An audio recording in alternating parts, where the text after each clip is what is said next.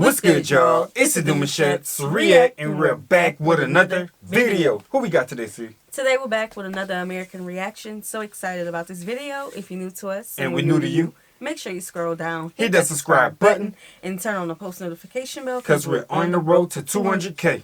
And we cannot get there without you guys, alright? Join the family. Without further ado, let's get into the video. Let's get it.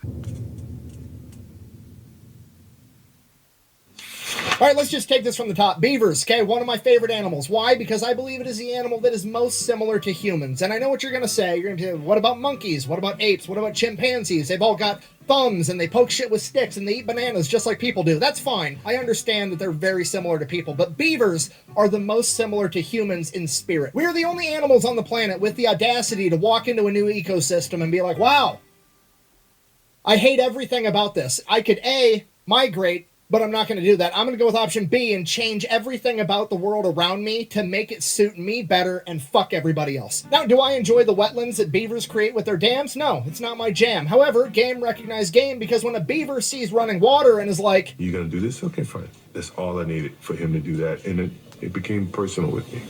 it's no different than when it's July and it's hot out and I decide to turn my air conditioner on so I can domesticate the wind so that my balls aren't hot, okay? It's about changing the environment around you rather than changing yourself. Okay, it's just that species-wide main character energy of, I don't need to evolve anymore, I'm perfect how I am, I'm going to evolve the world around me to some shit that I like more. So, while I have a great... You ever seen a beaver chew a tree down? Yeah. It got some strong teeth. Yeah. Yeah, and they're so That's a tiny. heck They're of a not bite. tiny, but yeah. They really do that. Small Like, creatures compared I remember to seeing it on a cartoon, and I was like, ain't no way. No, I saw. But then when you actually see them in yeah. action, it's like, yo, they really do that. They really do that. childish respect for beavers. Unfortunately for the beavers, between the 15, 16, 17, 1800s, their furs made dope-ass hats and they were really popular all across Europe, and the beavers were almost hunted to extinction for their pelts. Okay, and as I'm sure you can imagine, no beavers means no beaver dams means no wetlands, and no wetlands messes up the entire ecosystem. Okay, we can't have it. We gotta quit killing all the beavers. So the early 1900s, people realized this. They put protections on the beavers and we quit trying to hunt them to extinction and actually try to help encourage their population to build back up. Okay, fast forward like 50 years, 1945, 1946, right around then, all the young men that went off and fought World War II are coming back home. They got a bunch of money from fighting that war. They want to get a wife, build a house, have some kids, do people things. So they start expanding. And one of the places this happens in is a town called McCall, Idaho. And they start expanding and the town gets bigger and bigger. And eventually it displaces a bunch of beavers that have been out in the woods doing beaver things for hundreds of years. And these new beavers get displaced and they go out and they start fucking up a bunch of farmers' fields and irrigation systems. And it gets to the point that the people in the town are just going to start shooting these beavers because they're messing everything up. At this point, the Idaho Fish and Game Department, presumably also full of World War I and World War II veterans, steps in and they're like, no, we're not gonna kill these beavers. These guys are awesome. They do a lot for the environment. We're gonna take them. We'll move them somewhere else where they can thrive. We're not killing beavers. Exactly. What they should always do when they want to expand, you know, environments with buildings and parks and things of that nature. These animals originally was there first. You know what I'm saying? So when you knock them out and then next thing you know, you start to kill them because they're trying to take back what was theirs. Sound like a similar story. Right. But you know what?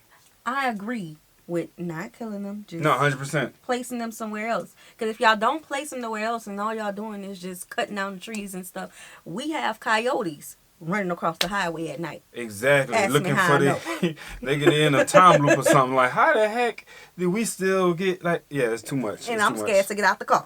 Bro, these big coyotes be lurking. Presumably also full of World War I and World War II veterans, steps in and they're like, no, we're not gonna kill these beavers. These guys are awesome. They do a lot for the environment. We're gonna take them. We'll move them somewhere else where they can thrive. We're not killing beavers. We're just relocating them. So here's the plan. They're gonna capture the beavers alive. They're gonna drive them as far as they can on roads, and then they're gonna pack them in on horses and mules, miles and miles into the wilderness where they're not gonna be near any humans ever. And this is a complete disaster pretty much from the start. They capture the beavers alive, stick them in a cage, throw them on a truck, try to drive them hours and hours into the wilderness. This is really hard on them because beavers, they're a lot like me. I like to sit in my house in the air conditioning. They like to sit in their dams in the nice, damp, wet environment to keep cool. Beavers can't keep cool on the back of an unair-conditioned truck in the mid-1940s. A lot of them are getting heat stroke, they're passing out, they're dying, they quit eating, or they get super agitated and they're very combative the entire time because they're hot. Then, even if the beavers do survive the truck ride, they're all pissed off and angry, and now they're getting strapped to a horse or a mule, and that pisses off the horse because he's got a bunch of angry beavers all over him, and now the horse is pissed off, and the whole thing just... it doesn't work. So now the Fish and Game Department is like, well, what are we going to do? We got to save all these beavers. We want to get them up in the mountains so they can build their wetlands. It's going to help protect the town from flash flooding. It's going to prevent erosion. It's going to be great for the environment. We got to save these guys. And one guy at the Fish and Game Department presumably is like, I mean, I got an idea. Hear me out. We do have an awful lot of extra surplus parachutes from World War II laying around, and we've got a plane. Okay, now to us in 2024, this sounds insane, but you gotta remember, this is 1948, okay? There's no OSHA, there's no, like, rules and regulations, and it's in Idaho, which is basically the middle of nowhere at this point. Nobody's telling these guys what to do. A bunch of World War I, World War II veterans are like, huh, it's actually a pretty good idea, Jimmy. You know, it did work at Normandy, and the beavers aren't even gonna have Germans shooting at them, so I mean, pretty high likelihood they'll be fine. Let's try it. How y'all think this gonna go? Let's put two and two together here. They're trying to move the beavers into another location so they don't have to kill them. Right. After taking their habitat over, after taking over everything. Right. So now they have a parachute, an airplane, and a bunch of beavers. How the beaver go? Unless they dropping down with the beavers. Unless they pulling it and then dropping the beaver. But they still scattering because them beavers ain't controlling no parachute. What y'all think gonna happen? I don't know. What in the world? Okay. And don't wait till after the video is done and comment. Comment right now. Yeah, facts. So, first order of business, we got to develop a box that opens up once it hits the ground and gets the beavers to the ground safely. Pretty simple. It's basically two halves of a box with some holes drilled in it. They weave the rope through. Once the parachute lands, there's no more tension on the rope. The box just kind of falls open. The beavers get out and start doing beaver things. So first we're going to test it before we put any innocent beavers at risk. We're going to take some empty weights, put them in the boxes, go up in the plane, drop them over the practice field, see how it goes. Goes fine the first couple of times. Okay, let's try it with one beaver just for practice. So they go ahead, they pick an older male. He's out of his breeding prime, potentially dangerous to some of the younger males. If something does happen, he's lived out most of his life. They name him Geronimo because they're a bunch of meatheads and that shit's funny. So they put him in a crate, they take him up in the plane, drop him off over the practice field from 800 feet. Geronimo makes it and survives. Now, obviously, we're not going to put all our beavers in one basket because of one successful test run. We need multiple test runs to be certain that this is going to work. And now that Geronimo is technically our lucky beaver, he's going to do it again. So he does. Geronimo does it again. And again. Heck no. And again. And he keeps jumping. Like, more than 12 jumps this beaver makes. And by the end of it, the parks employees reported that Geronimo would actually run up to them and help them put him in the crate because he was ready to go again. Buh! This is animal abuse, and what if one of those boxes didn't open after the parachute landed? Buh! Okay, first of all, no it isn't. I've already went over the options. A, they could stay where they were at, being displaced, and end up getting shot by farmers for messing up their crops. B, they could spend days in transit on the truck and on a pack mule suffering and potentially dying. Or C, we could throw them in an airplane, fly them there in 15 minutes, and then throw them out the side. They can get their jump wings while they're doing their Band of Beavers reenactment, okay? It's literally the best option. Okay, secondly, why are you worried about the box not opening? Like, did you think about this at all? It's a pine box, and that's a beaver, okay? Literally the only animal in the animal kingdom known for cutting down trees with its fucking face. I have the utmost confidence that if one of those boxes malfunctions, the beaver is going to figure it out. All right, so now they have their beaver delivery method. They develop a plan. They pick out a bunch of different locations all over this wooded area where they're going to be able to drop these beavers off in groups of like 3 to 5, 2 males, 3 females, 1 male, 3 females. Something like that, enough that they're going to be able to rebuild their own little colonies, but they're going to be spread out enough that they're not going to congregate into one thing, and it's going to be a humongous boost to the beaver population. This is what conservation's all about. So they get that all figured out, they have the plan in place, they know the delivery method, now they just got to go catch all the beavers. So they go back to town, catch them all, there's 76 of them. They take them back, they start loading them in crates, and they're going to take them up in the plane and throw them out the side. Yeah, and I think catching the beavers probably was the hardest part. Tracking them down and getting all of them. I think that was the hardest part. It sounds like a good plan. It really does. But I don't know. This is my first time ever hearing about Operation Beaver Drop before. Yeah. So I don't know how it ends. But the first beaver make it seem like it's easy. I mean, he wanted to go back again. And weighing all the options, obviously. Plan C, fly the beaver, open the drop is the best option. Okay. All right. Let's see how it goes.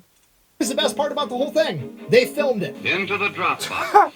There you Nearly go. ready Chance. for that flight back into the mountains. And this is where you can really start to see that this is a different time. I mean, look at this absolute Chad just manhandling this beaver into that crate with no safety equipment, no gloves, Nothing. no eye pro, nothing. If this were modern day, that guy would have leather protected gloves up to his elbow. He'd have safety glasses with a hard hat, with a face shield, with a leather apron. He'd have 2 dudes holding his hand while he did it just to make the safety guy happy. No, this is just some angry war veteran throwing a beaver into a box like it's another 8-hour workday. It's fantastic. That's Built it. They different. get the beavers loaded up on the plane takes off, they drop all the beavers in their designated drop zones. 75 out of the 76 survived. I don't know how they know this. I'm assuming they had people on the ground at the different drop locations to make sure the boxes opened or that the beavers made it or whatever. But apparently the one beaver that didn't make it had somehow either slipped through the crack when the rope was loose or eaten his way out of the box after they let it out of the plane, and the beaver was last seen standing on top of the box with the parachute above him,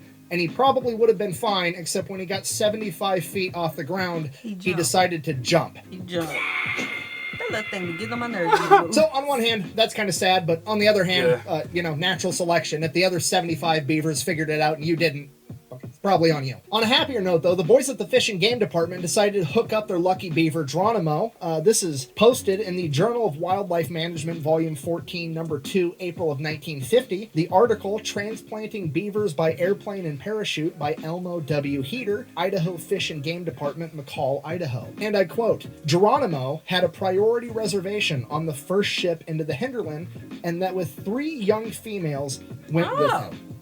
They had to hook up the boy.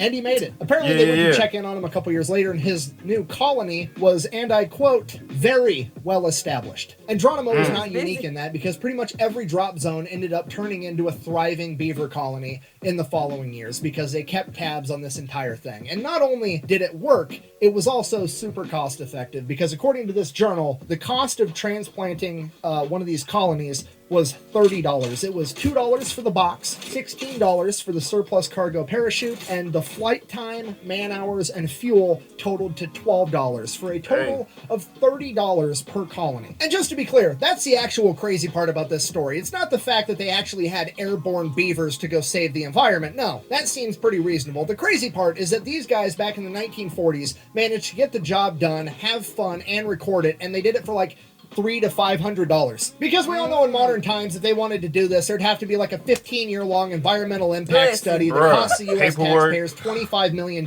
just so that the government could determine that if you drop beavers off in the forest, they will in fact do what beavers do. And then once again, and it's gonna take forever. Right. For them to do it. Right. Exactly. Ain't gonna take 12 times. They drop Geronimo 12 times, it ain't gonna take them 12 times. Government goes ahead and says it is in fact okay to put beavers in the woods. It's going to take another 10 years for Lockheed Martin and Boeing to bid on the contract worth $100 million to relocate 100 beavers into the woods. Is it just me, or was that the stupidest thing we've ever seen? Sorry, I'm ranting. In conclusion, the moral of the story is if it sounds dumb, but it works, it's not that dumb, and sometimes it's ridiculously cost-effective to just let people do their job. Also, beavers are cool, and airborne beavers are even cooler, and this has been the story of America's band of beavers, the Airborne Paratrooper Beavers that went... Alright, y'all, we're gonna stop it right there, man. Make sure you guys are gonna check his channel out. Definitely a different story. Never heard this one before. Shout out to Geronimo, man. He deserved all 3 of his beautiful beaver ladies. Yeah. Yeah, bro. He was the test dummy for all of this, and he made it successful. He made history for everybody. Look at that. It's a big story, man. That was a cool story. We hope you guys enjoyed it with us. Be sure to subscribe. We'll see you soon. Peace.